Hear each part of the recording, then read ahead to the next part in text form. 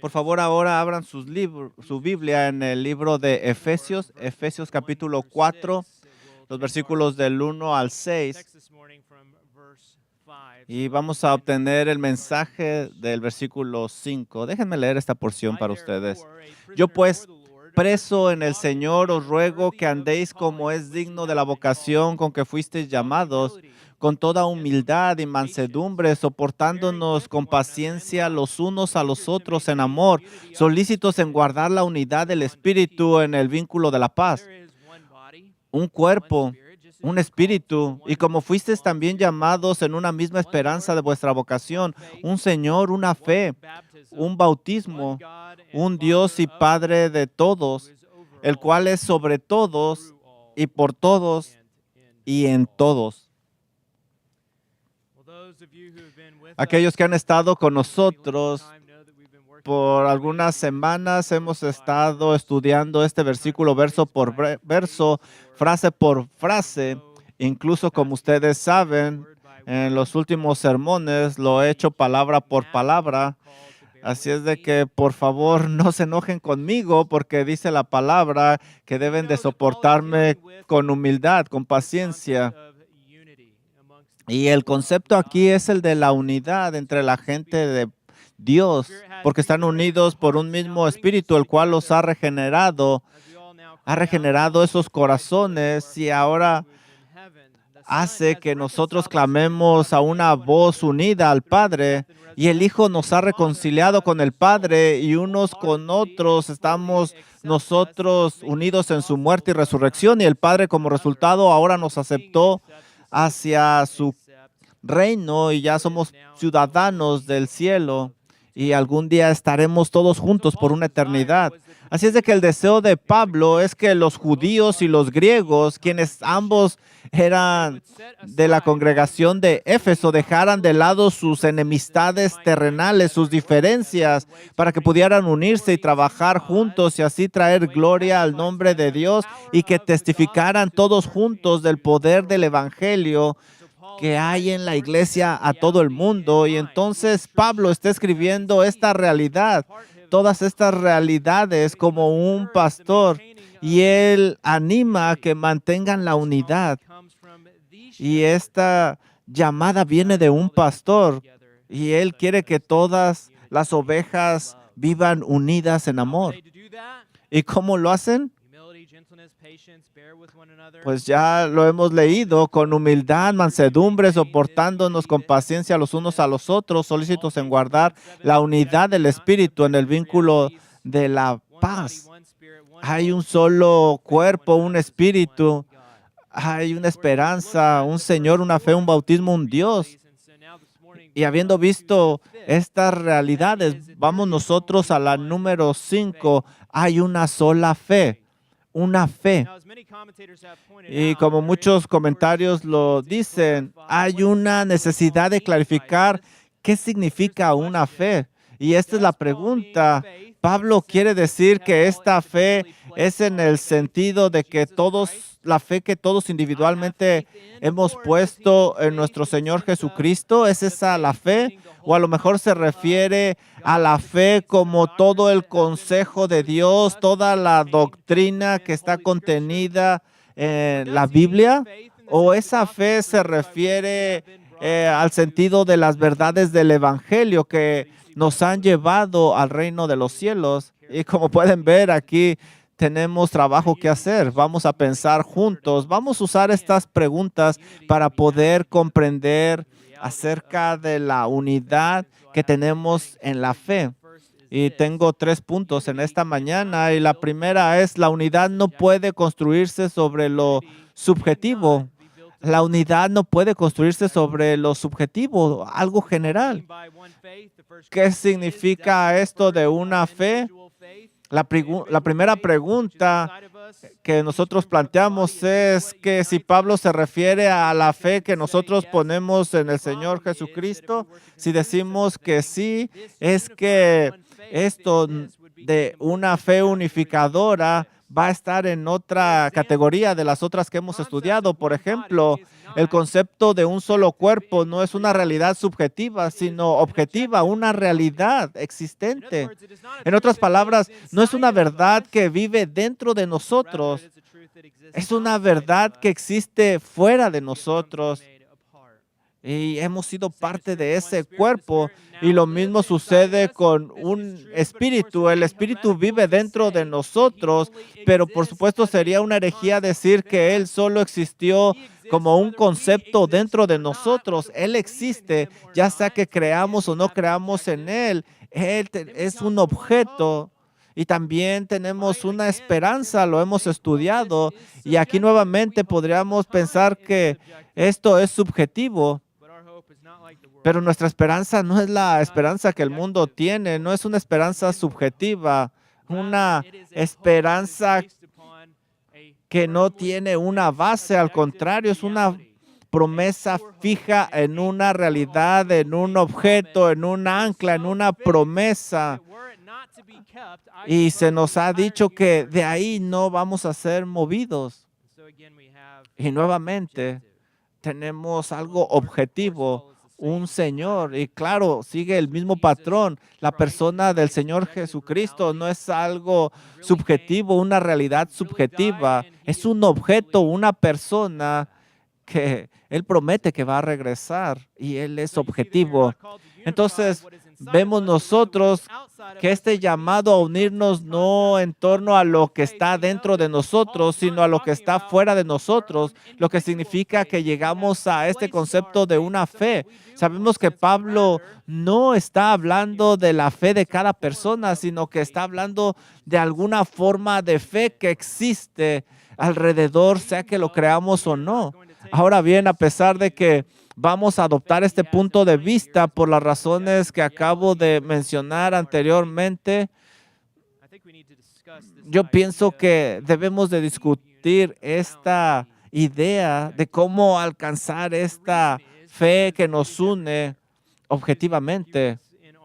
Nuestro mundo busca este tipo de unidad de la que estamos hablando.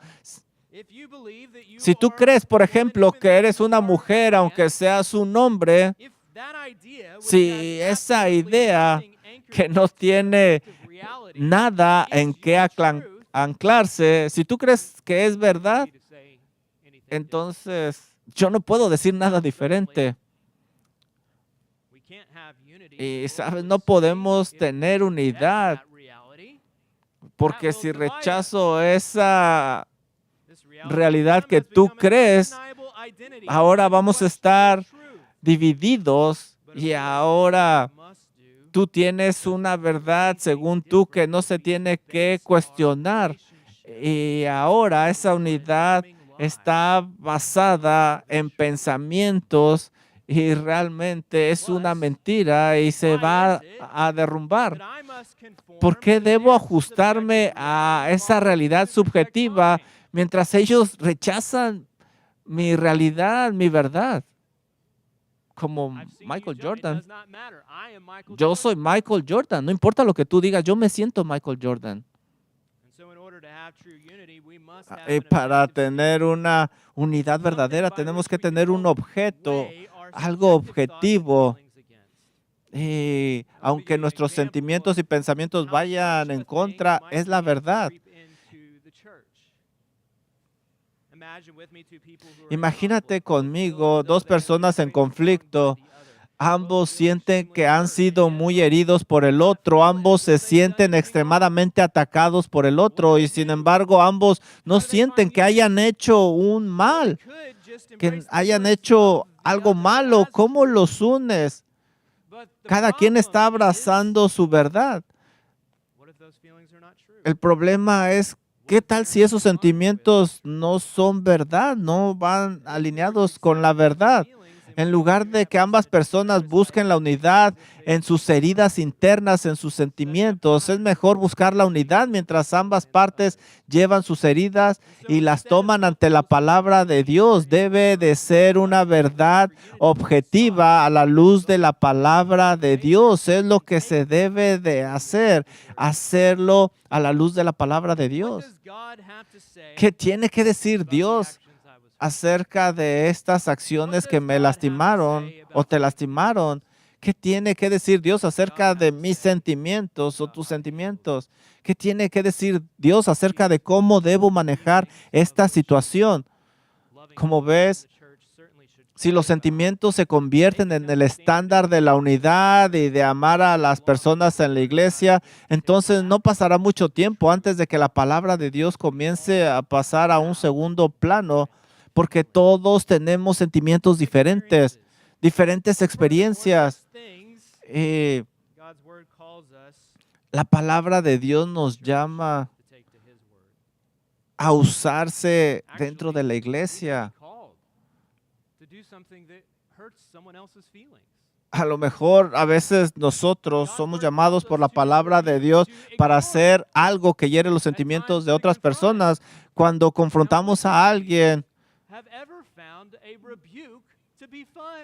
que piensa si alguien te confronta con la palabra, eso no es divertido.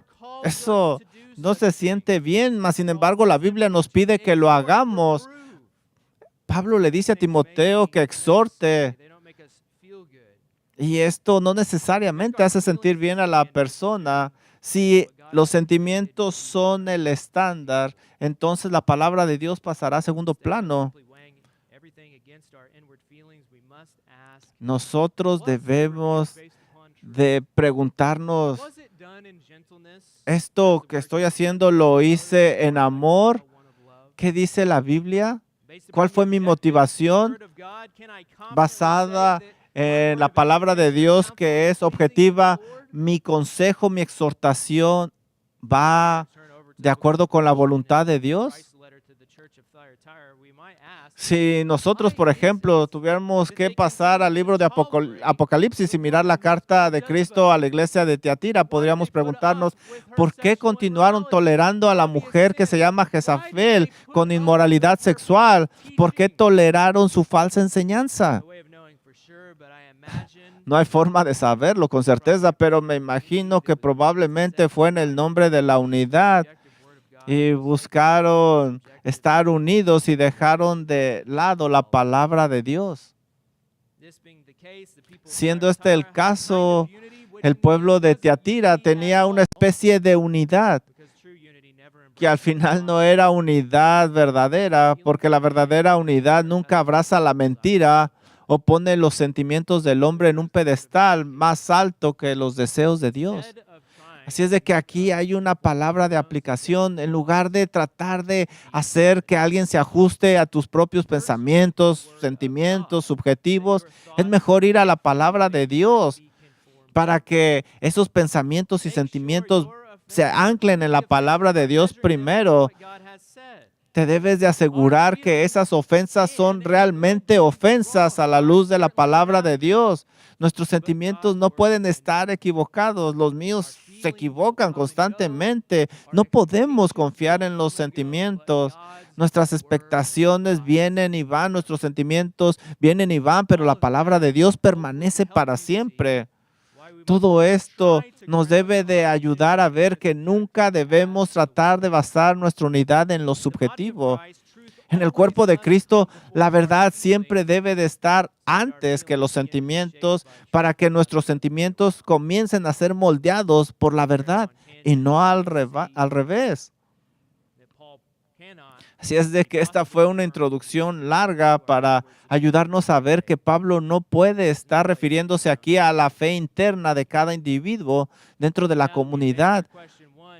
Y ahora que hemos respondido la pregunta número 1, ahora solo nos quedan 2 opciones para responder. ¿Se refiere a una fe a todo el consejo de Dios, Antiguo Testamento, Nuevo Testamento, o se refiere a una fe a las verdades del Evangelio que todo cristiano debe creer para ir al reino? Al responder la primera de estas, voy a decir que no se refiere a todo el consejo de Dios, y la razón es que en nuestro estado caído nunca podremos encontrar la unidad al estar completamente de acuerdo en cada punto de la doctrina. La unidad no se puede construir en una comprensión perfecta de la palabra de Dios. Debemos de tener cuidado aquí porque ciertamente nosotros queremos buscar el conocimiento de la palabra de Dios. La palabra de Dios es perfecta. Nosotros no somos perfectos, pero su palabra es perfecta y nosotros debemos de buscar esa perfección a través de la palabra de Dios. Pero yo sé que es difícil escuchar esto, pero todos tenemos diferentes niveles de entendimiento, niveles de madurez espiritual. ¿Y cómo abordamos este problema? Mira, déjame darte un ejemplo. El ladrón en la cruz, cuando fue regenerado, salvado, por supuesto que no tenía una comprensión completa de la doctrina y sin embargo, a pesar de eso, era parte del resto de los salvados. Entonces, ¿cómo es que los miembros más maduros del cuerpo y los menos maduros del cuerpo están unidos, buscan esa unidad con una comprensión perfecta de la fe? ¿Cómo es posible que un presbiteriano puede unificarse a un creyente bautista, ya que tienen una diferencia en el bautismo? O un calvinista, con alguien que tiene una visión diferente de la soberanía de Dios y el libre albedrío del hombre. Fui creyente durante 9 años antes de llegar a mi comprensión actual de las doctrinas de la gracia. Ahora, ¿qué tipo de impresión me habría causado si un calvinista se negara a tener comunión conmigo como si fuera yo un hereje de algún tipo? Eso no sería bueno. Al contrario, va a producir fricciones. Y eso iría en contra de la palabra de Dios. Tal base para la unidad simplemente no puede hacer la unidad, porque todos somos un trabajo en progreso. Tal vez podríamos estar de acuerdo en algunas cosas o la idea de que la palabra de Dios, la realidad de que la palabra de Dios es suficiente. Y podemos estar de acuerdo en eso, pero nunca seremos capaces de estar completamente de acuerdo en cada punto de la doctrina de este lado del cielo. Pablo parece insinuar esto más tarde en Efesios capítulo 4, versículo 11. Él escribe lo siguiente: y él mismo constituyó a algunos apóstoles, profetas, evangelistas, a otros pastores y maestros a fin de perfeccionar a los santos para la obra del ministerio, para la edificación del cuerpo de Cristo, hasta que todos lleguemos a la unidad de la fe y del conocimiento del Hijo de Dios. Aquí está claro, Pablo entiende este tipo de unidad, de comprender todas las doctrinas en un futuro, no ahora. Ahora no hemos cruzado la meta, vamos hacia allá, pero no tenemos todo el conocimiento de estas doctrinas. Por eso no podemos estar unidos por las doctrinas que se nos han dado.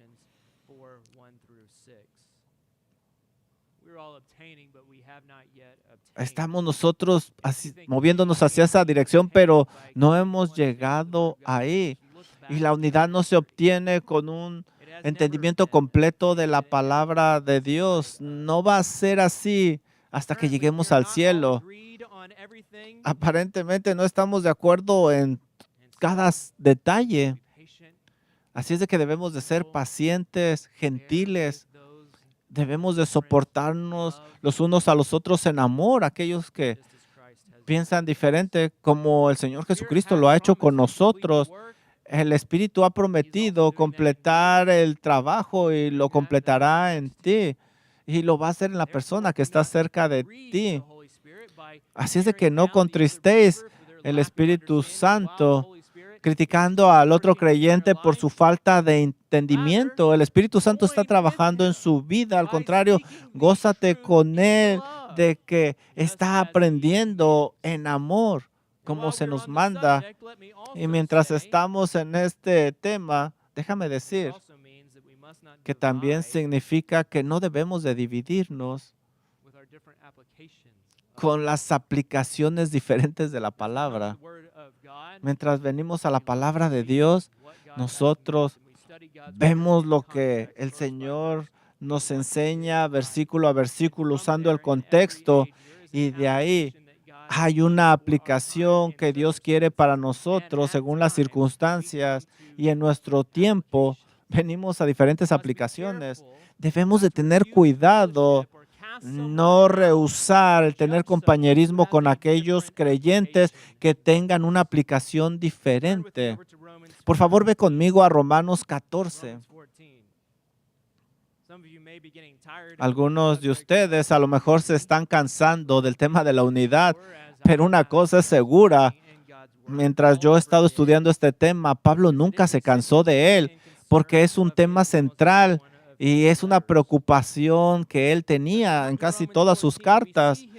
Cuando vemos nosotros Romanos 14, vemos este aspecto de la unidad, diferentes opiniones, diferentes aplicaciones. Y esto es lo que escribe. Mira lo que dice Pablo. Recibe al débil en la fe, pero no para contender sobre opiniones. Porque uno cree que se ha de comer de todo, el otro que es débil come legumbres. El que come no menosprecia al que no come y el que no come no juzgue. Aquí vemos una aplicación, no juzgue al que come, porque Dios le ha recibido a él.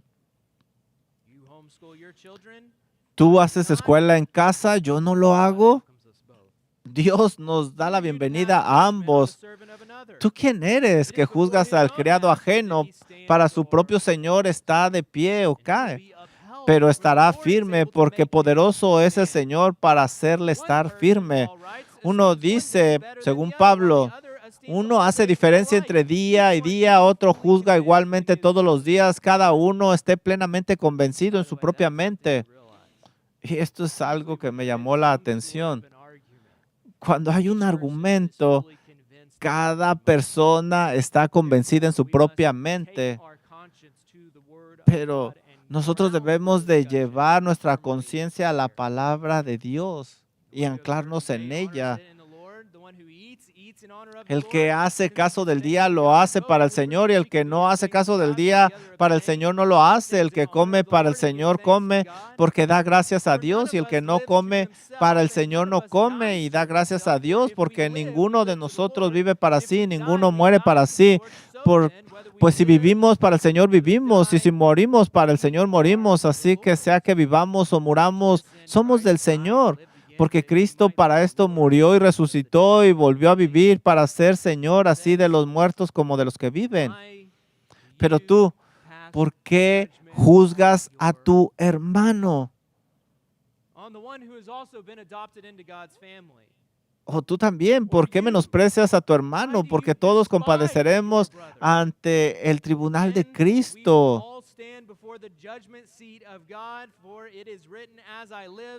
Porque escrito está, vivo yo, dice el Señor, que ante mí se doblará toda rodilla y toda lengua confesará a Dios. De manera que cada uno de nosotros dará a Dios cuentas de sí. Así que ya no nos juzguemos más los unos a los otros. Aquí está la aplicación. Sino más bien decidid no poner tropiezo u ocasión de caer al hermano. Yo sé y confío en el Señor Jesús. Lo que nos está diciendo aquí, ¿sabes qué? Hay diferentes opiniones y aplicaciones, pero no las uses para hacer caer a otro hermano. No lo rechaces del compañerismo. El versículo 14, yo sé y confío en el Señor Jesús que nada es inmundo en sí mismo, mas para el que piensa que es algo inmundo, para él lo es. Pero si por causa de la comida tu hermano es contristado, ya no andas conforme al amor.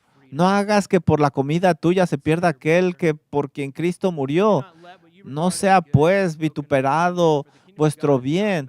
Porque el reino de Dios no es comida ni bebida, sino justicia, paz y gozo en el Espíritu Santo. No es acerca de nuestras preferencias. Porque el que en esto sirve a Cristo agrada a Dios y es aprobado por los hombres. Tenemos que preguntarnos, ¿estamos buscando ambos al Señor Jesucristo? ¿Buscamos agradarle a Él? posiblemente podríamos buscar servir al Señor juntos.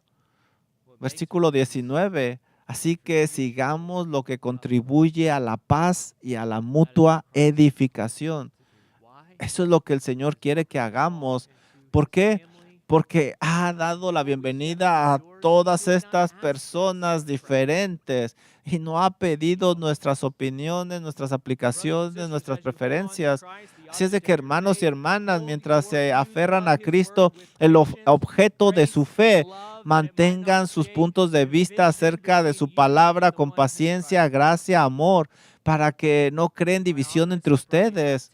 En mi oficina probablemente tengo 10 teologías sistemáticas diferentes y saben, ninguna de ellas está completamente de acuerdo y sin embargo estoy bastante seguro que estos hombres aman al Señor. Los puritanos han sido de gran ayuda en mi vida, pero no estoy completamente de acuerdo en todo con ellos.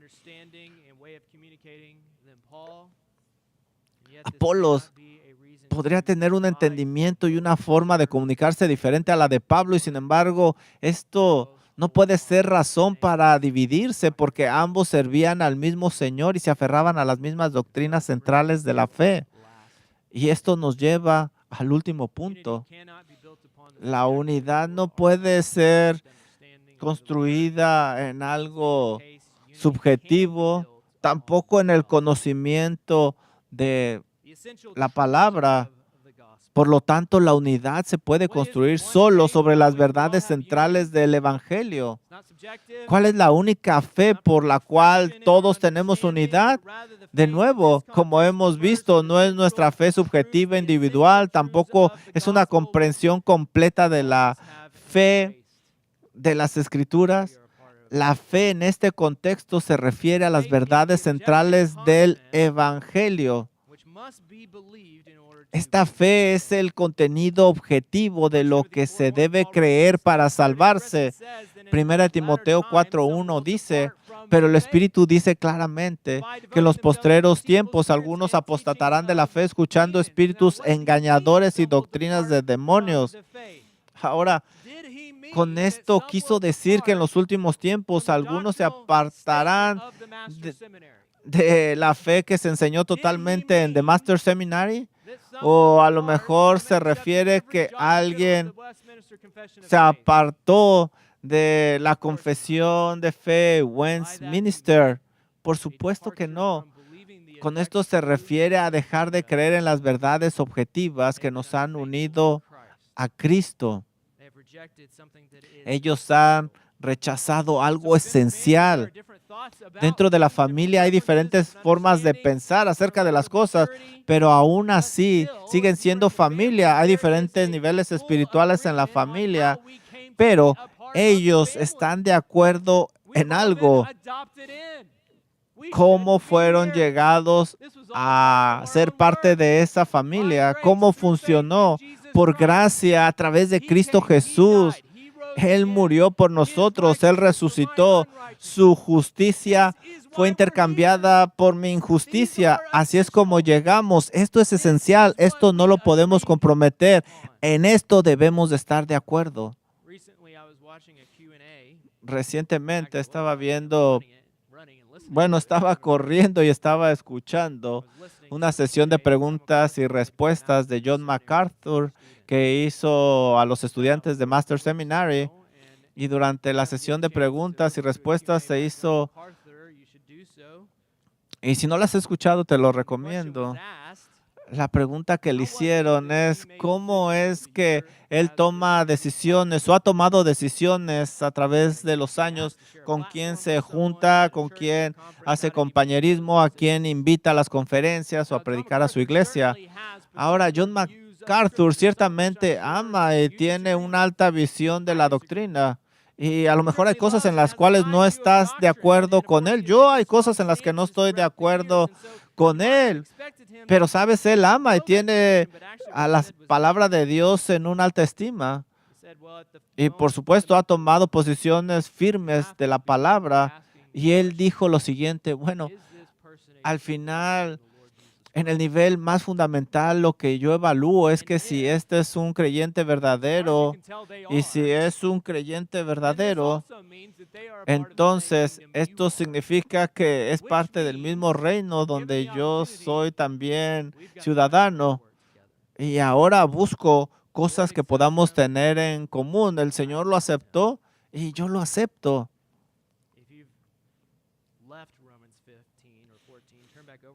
Por favor, regresa a Romanos 15. Me gustaría enseñarte algo porque pienso que esto va a dar un resumen de lo que he dicho. Romanos 15, nuevamente, Pablo está hablando de la unidad. Cómo uno a estos cristianos con diferentes opiniones, aplicaciones, con convicciones, unos muy fuertes, otras muy débiles. Mira lo que dice Romanos 15:1. Así que aquí habla de una obligación. Así que los que somos fuertes debemos soportar las flaquezas de los débiles. Aquellos maduros tienen la obligación de estar con los creyentes nuevos y no agradarnos a nosotros mismos, sino que hay que edificarlos. Cada uno de nosotros agrade a su prójimo en lo que es bueno para edificación, dice Pablo. En una iglesia unida siempre está la pregunta, ¿cómo puedo edificar a mi hermano? Veo que tenemos un entendimiento diferente, ok, pero ¿cómo puedo construirlo, ayudarlo?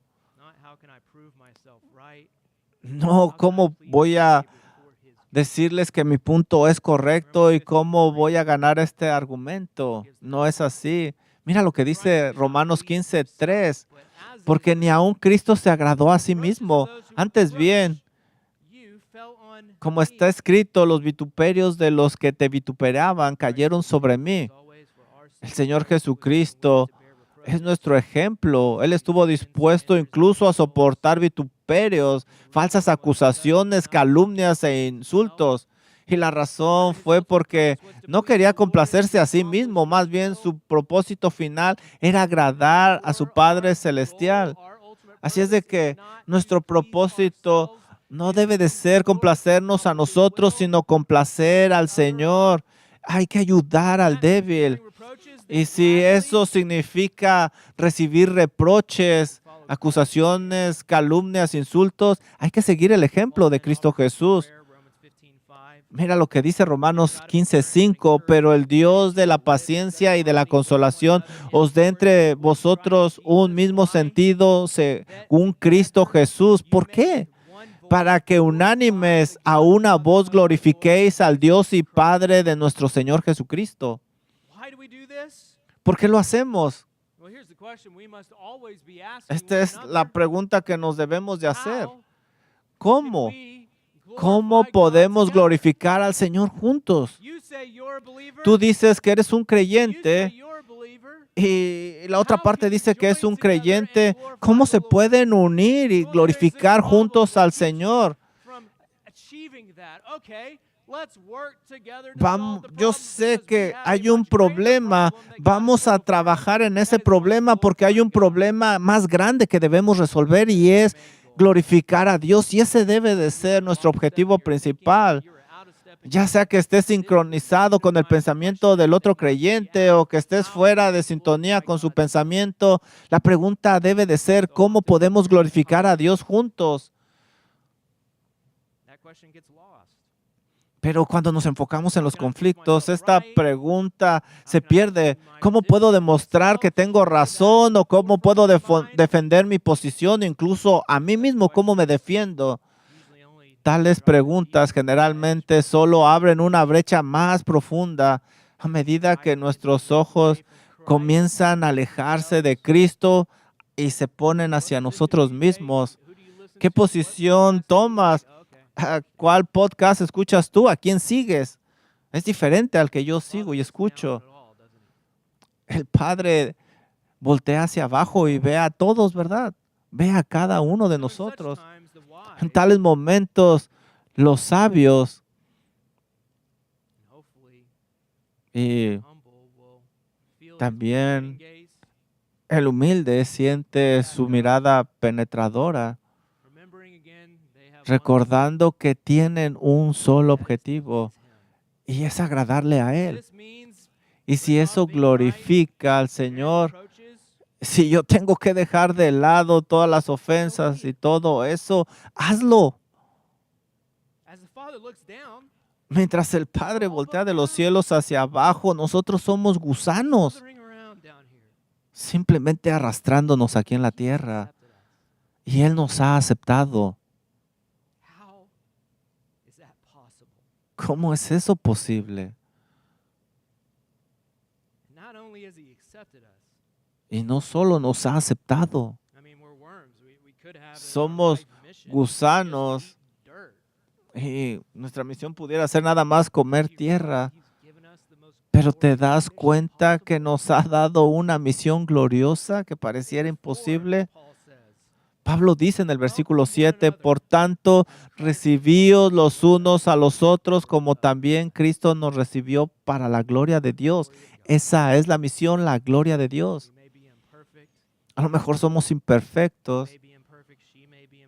Él a lo mejor es imperfecto, ella también. El Señor nos ha dado la bienvenida. Hay que darles la bienvenida para la gloria de Dios. Esos que están en Cristo, todos llegaron de la misma manera, porque hay solo una manera de llegar al Señor. Hay solo una fe. Todos somos culpables delante de Dios. Nadie es justo, no hay uno solo, no hay quien entienda, no hay quien busque a Dios. Romanos 3, todos se han volteado de Él. Nadie hace lo bueno, no hay ni siquiera uno. Cada uno de ellos estábamos vestidos de la ira de Dios. Y no hacía diferencia si eras judío, si eras católico, si eras cristiano, si eras lo que fueras. Esto es hasta que llegaste a esta misma fe. ¿Y cuál es la fe?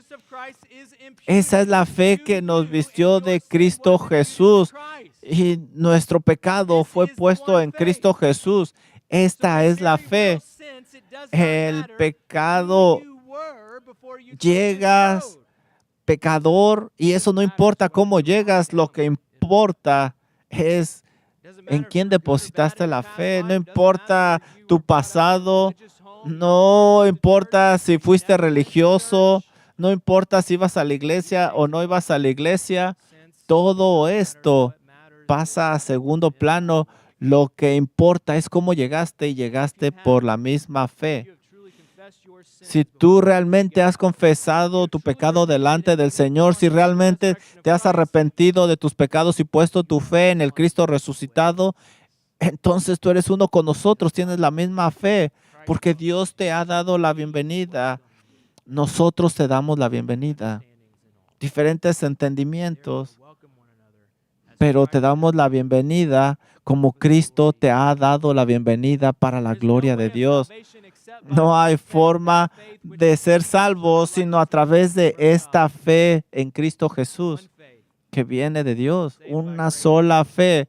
Somos salvados por gracia nada más. Eso es lo que nos une.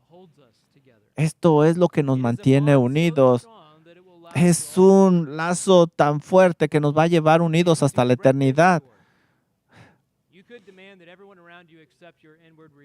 Tú podrías demandar que los que están alrededor de ti acepten tu realidad, pero los de alrededor pueden demandar lo mismo de ti. Pero, ¿sabes? Puedes actuar como si siguieras en tu pecado. O a lo mejor tratas de salvarte por buenas obras o agregar obras a tu fe. A lo mejor un bautismo o participar en servicios. Pero, ¿sabes? Nada de eso te lleva a la fe verdadera. Hay solo un camino. Así es de que si alguien viene a ti con otro camino, con otra fe, con otra forma de llegar a Dios, si alguien le quiere agregar a las doctrinas esenciales, no hay otro camino. esto simplemente va a dividir, porque la fe es en Cristo Jesús, en su justicia, el intercambio de su justicia por mi injusticia. Eso es esencial. Eso no se negocia. Cierto, hay muchas doctrinas importantes y que debemos de estudiar, pero a lo mejor no son tan esenciales para la salvación. Pero debemos darnos la bienvenida a los que tienen esa misma fe y debemos de unirnos para la gloria de Dios. Vamos a orar. Padre, gracias por su Hijo Jesucristo, quien nos da la bienvenida, nos ha perdonado y nos ha dado un ejemplo que nosotros estamos siguiendo. Y nos ha dado la bienvenida a su reino con este llamado y nos invita a glorificarle. Señor, somos imperfectos y venimos con aplicaciones incorrectas. Hacemos cosas que no deberíamos de hacer. Señor, oramos para que usted trabaje en nosotros, continúe ese trabajo que comenzó y que nosotros podamos nosotros, Señor, recibir a aquellos que están alrededor. Ayúdenos, Señor, a soportarnos en amor, en humildad, los unos a los otros, y que entendamos cada uno de nosotros que le servimos a usted, y usted es el que nos ha dado la bienvenida a su familia. Gracias, Señor, por lo que nos ha enseñado esta mañana. Oramos en el nombre de su Hijo. Amén.